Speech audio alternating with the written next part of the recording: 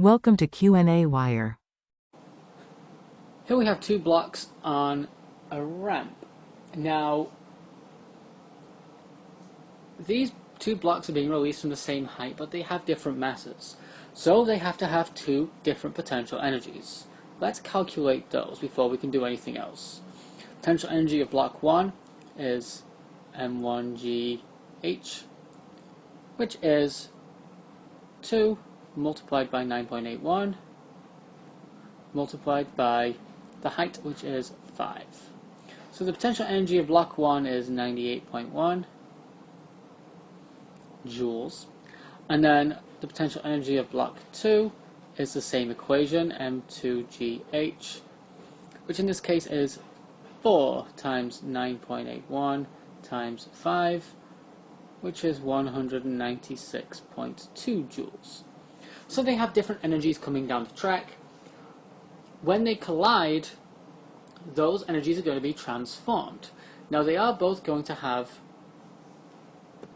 the same kinetic energy. Well, not kinetic energy, sorry, but speed from the kinetic energy transfer. I can prove that by transforming it from potential energy into kinetic energy. Because we have this equation, the mass is totally irrelevant. And V becomes the square root of 2gh,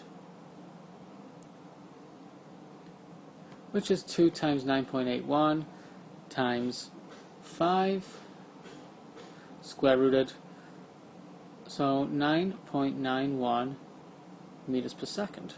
So both will hit each other with the same speed of 9.81 meters per second. Now we are going to find out how high these both go after they collide. So we have to imagine them coming together from the same height, hitting each other with the same speed, and then bouncing off each other, and we're assuming they're going to go to different heights because energy is transferred between them. Now this is an elastic collision, so we can use the idea of these equations for an elastic collision. So we have V1F equals to m1 minus m2 over m1 plus m2 multiplied by my initial velocity of block 1 plus 2 times mass 2 over m1 plus m2 multiplied by v2I. And also we can find the velocity of the second block, v2f, which is very similar. 2 times the mass of block 1 divided by m1 plus m2, v1I, plus m2 minus m1 over m1 plus m2 of the second block's initial velocity. Now all we need to do here is plug in the numbers into the right equation, and then we can find the height using, again, the energy transfer from kinetic energy with full motion and into potential energy to find the height. So let's do the first one. V1F is equal to 2 minus 4 over 2 plus 4 multiplied by the initial speed of 9.91. Block 1 was moving to the left, sorry, to the right.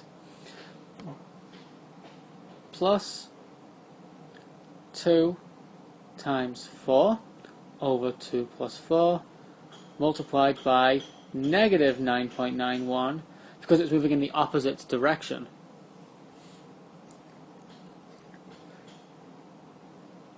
So plugging in these numbers yields negative 2 over 6 times 9.91 plus 8 over 6 times negative 9.91.